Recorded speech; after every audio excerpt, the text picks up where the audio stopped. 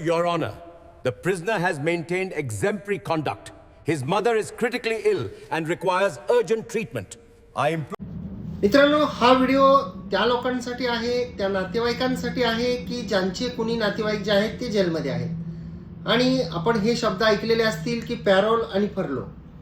तर पॅरोल म्हणजे नेमकं काय आणि फर्लो म्हणजे नेमकं काय, याबद्दल आज आपण जाणून घेणार आहोत तुमच्या हक्काच्या कोर्ट कचेरी या यूट्यूब चॅनलवर. नमस्कार, मी आपला वकील मित्र ॲडव्होकेट कैलास नाईक. कायद्याचं म्हणजेच तुमच्या फायद्याचं बोलूया. तर मित्रांनो, पॅरोल आपल्याला माहित आहे. कोणताही व्यक्ती जर का शिक्षा भोगत असेल आणि तो जर का जेलमधून माघारी घरी आला काही दिवसांसाठी, तर आपण म्हणतो की पॅरोलवर आलेला आहे. परंतु तो ॲक्च्युली पॅरोलवर आलेला आहे का फर्लोवर आलेला आहे.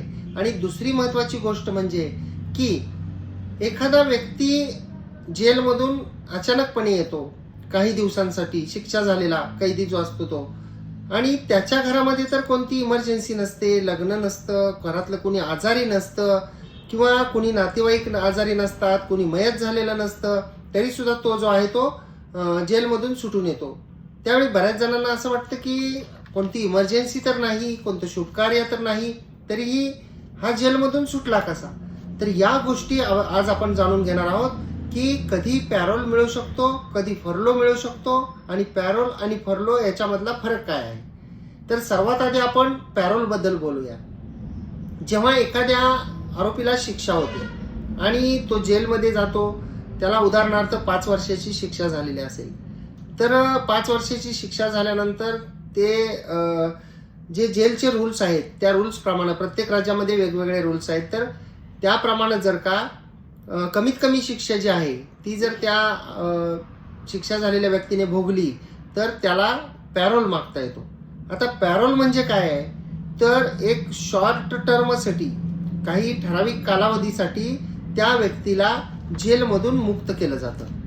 आता पॅरोल मिळण्यासाठी त्या व्यक्तीला अर्ज करावा लागतो, आणि पॅरोलची सर्वात महत्त्वाची जी अट आहे ती अशी आहे की पॅरोलसाठी विशेष असं कारण लागतं त्या अर्जामध्ये.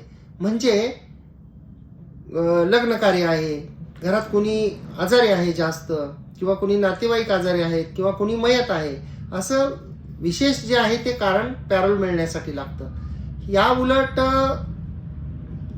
आणखी एक महत्त्वाची गोष्ट आहे की त्या आरोपीची जेलमध्ये शिक्षा भोगत असताना जी वर्तणूक आहे ती सुद्धा चांगली असावी लागते.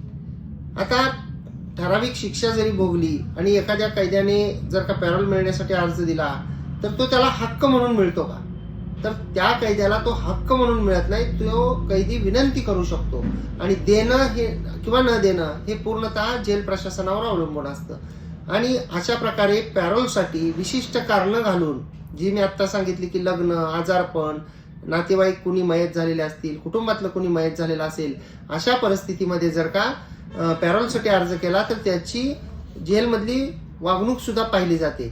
आणि जेव्हा पॅरोल मंजूर केला जातो त्यावेळी त्या कैद्याला रिपोर्टिंग करावं लागतं संबंधित अधिकाऱ्याला वेळच्या वेळेला. आणि जर का अर्जामध्ये कारण नसेल तर पॅरोल हा जो आहे तो नाकारला जातो. आता ह्याच्यातली सर्वात एक महत्त्वाची गोष्ट आणि एक शंका बऱ्याच जणांना पडते की उदाहरणार्थ एका कैद्याला 5 वर्षे शिक्षा झालेली आहे, त्यांच्या कुटुंबामध्ये काही वरील सांगितलेली कारणं असतील, त्यांनी पॅरोलसाठी अर्ज केला आणि त्यांना पॅरोल मंजूर झाला एक 10 दिवसासाठी, 8 दिवसासाठी. तर 10 दिवस, 8 दिवस, जेवढे दिवस ते बाहेर राहणार आहेत, तर तो कालावधी झालेल्या शिक्षेमध्ये मोजला जाणार का. तर पॅरोलच्या बाबतीमध्ये त्या कैद्याला जेवढे दिवस पॅरोल मिळालेला आहे, जेवढे दिवस तो कैदी तुरुंगाच्या बाहेर आहे, तर तो कालावधी शिक्षेमध्ये मोजला जात नाही. म्हणजे 5 वर्ष शिक्षा झालेली असेल तर 5 वर्षाचे पूर्ण दिवस हे जेलमध्येच असावं लागतं. त्यामुळं पॅरोलमध्ये बाहेर असलेले जे दिवस आहेत ते शिक्षेमध्ये काउंट केले जात नाहीत, हे पॅरोलमध्ये आहे. आणि नाकारण्याची कारणं जी असतात ती म्हणजे साक्षीदारांना धमकावू शकतो का, जेलमधली वर्तणूक कशी आहे, दिलेली कारणं खरी आहेत का, त्या कारणासाठी काही पुरावा जोडलेला आहे का, याच्यावर पॅरोल द्यायचा किंवा नाही हे ठरवलं जातं. ही गोष्ट झाली पॅरोल बद्दल. आता आपल्याला फर्लो हा शब्द बऱ्याच जणांना माहित नाही. तर फर्लो म्हणजे काय, तर फर्लो मध्ये सुद्धा एखाद्या शिक्षा झालेल्या कैद्याला जेलच्या बाहेर सोडता येतं काही कालावधीसाठी त्यांच्या कुटुंबियासमवेत. तर त्याच्यासाठी काय करावं लागतं, तर त्याच्यासाठी त्या कायद्याने जे आहे तो अर्ज करावा लागतो. आता फर्लो मिळण्यासाठी म्हणजे काही कालावधीसाठी जेलमधून बाहेर जाण्यासाठी या फर्लो प्रकारामध्ये काही विशिष्ट कारणच असावं असं नसतं. म्हणजे उदाहरणार्थ कोणी आजारीच असलं पाहिजे, कोणी मयतच झालेलं असलं पाहिजे, कोणी नातेवाईकच आजारी असले पाहिजे किंवा घरामध्ये काही लग्नकार्य वगैरे जे आहे ते असलं पाहिजे असं फर्लोमध्ये नाही. तर फर्लो ग्रँट करण्याचा उद्देश एवढा आहे की उदाहरणार्थ एखाद्या कैद्याला 5 वर्षे जन्मठेपेची शिक्षा झाली आणि तो कायमच जर जेलमध्ये राहिला तर त्याच्या मानसिक स्थितीवर त्याचा परिणाम होईल. त्यामुळे त्याला वातावरण चेंज झालं पाहिजे आणि तो त्याच्या कुटुंबामध्ये काही दिवसासाठी गेला पाहिजे, जिथं जाऊन तो त्याची मानसिक स्थिती जी आहे ती चांगली राहू शकते. याच्यासाठी फर्लो हा ग्रँट केला जातो.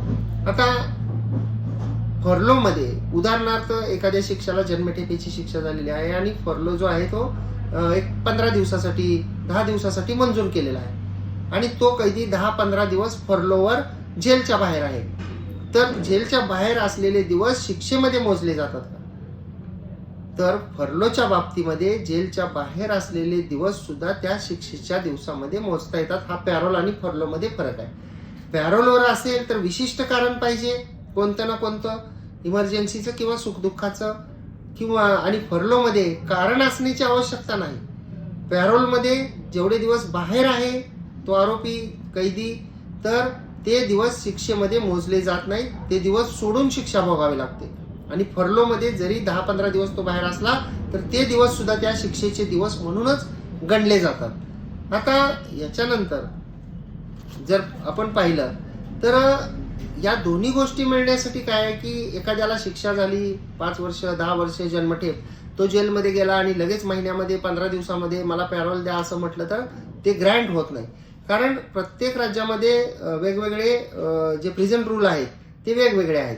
तर त्या प्रिझन रूलमधली जी त्या कैद्याला शिक्षा झालेली आहे ती शिक्षा कमीत कमी त्या कैद्याने भोगली पाहिजे. म्हणजे उदाहरणासाठी सांगतोय, स्पेसिफिक नाही, की एक 5 वर्षे शिक्षा झालेली आहे आणि त्या प्रिझन रूलमध्ये त्या राज्याच्या उदाहरणार्थ 1 वर्षापर्यंत शिक्षा कमीत कमी भोगली पाहिजे असं लिहिलेलं असेल तर ती 1 वर्षाची शिक्षा भोगल्यानंतर पॅरोलसाठी किंवा फर्लोसाठी अर्ज करता येतो. आता 1 महिना जो आहे तो पॅरोलसाठी मिळू शकतो, 14 दिवस जे आहेत ते फर्लोसाठी मिळू शकतात. याच्याबद्दल स्टेट ऑफ हरियाणा विरुद्ध मोहिंदर सिंग एक केस आहे आणि स्टेट ऑफ महाराष्ट्र विरुद्ध सुरेश पांडुरंग धर्माकर नावाची पण एक केस आहे. आणि या ज्या 2 केसेस आहेत याच्यामध्ये सुद्धा या पॅरोल आणि फर्लोबद्दल, त्याचे दिवस कसे काउंट करायचे याच्याबद्दल वेगवेगळ्या प्रकारचे न्यायनिर्णय जे आहेत ते न्यायालयाने दिलेले आहेत. तर अपेक्षा करतो की आपल्याला पॅरोल आणि फर्लो याच्यामधला फरक कळला असेल. आपल्याला जर ही माहिती आवडली असल्यास या माहितीला लाईक करा, व्हिडिओला शेअर करा. कोर्ट कचेरी यूट्यूब चॅनलवर जर आपण व्हिडिओ पाहत असाल आणि अद्याप जर का आपण सबस्क्राईब केलेलं नसेल तर सबस्क्राईब जरूर करा. बाजूचं बेल आयकॉनचं बटन दाबा म्हणजे व्हिडिओचे नोटिफिकेशन आपल्यापर्यंत पोहोचतील. आपण जेव्हा कोर्ट कचेरी यूट्यूब चॅनलवर लाईकचं बटन क्लिक कराल त्यावेळी आपल्याला त्या लाईकचं बटन क्लिक केल्यानंतर हाईप नावाचं सप्तरंगी एक चिन्ह येईल, त्याच्यावर स्टारचं चिन्ह असेल, त्यालाही क्लिक करा. त्यासाठी आपल्याला कोणतेही पैसे द्यावे लागत नाहीत. आपण हाईप नावाच्या बटनाला क्लिक केल्यानंतर व्हिडिओ जास्तीत जास्त लोकांपर्यंत पोहोचतो.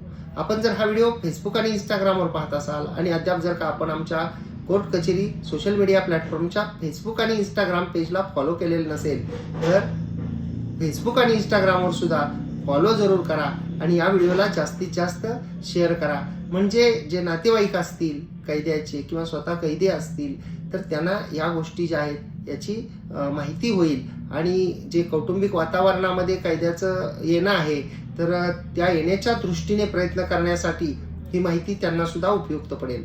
नमस्कार.